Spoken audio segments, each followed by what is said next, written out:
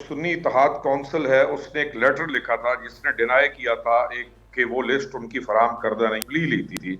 کہ ہمارا ہم نے اپنا جو الیکشن بھی لڑا ہے وہ بھی سنی اتحاد کونسل کے پلیٹ فارم اور اس کے اوپر نہیں لڑا،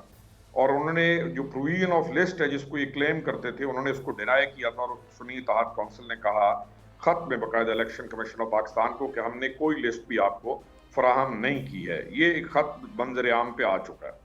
اب الیکشن کمیشن کا یہ جو فیصلہ ہے ناٹ الاؤنگ دم کہ اس کو نہیں دے رہے وہ ان کو، وہ ایک جسٹیفائڈ فیصلہ ہے اور اس کو یہ چیلنج کریں گے، لیکن یہ تمام چیزیں وہ ہیں جو لیجیٹیمیٹ ہیں، ان کو چاہے جہاں پہ بھی آپ چیلنج کریں گے تو یہ وہ کیے ہوئے کام ہیں جو آپ نے خود کیے ہیں، اور ان کو آپ نہ ڈینائی کر سکتے ہیں نہ آپ چیلنج کر سکتے ہیں۔ احتجاج کی صورت آپ کے سامنے رہے گی، لیکن اس احتجاج کا نقصان کیا ہو رہا ہے؟ اس احتجاج کا نقصان یہ ہے کہ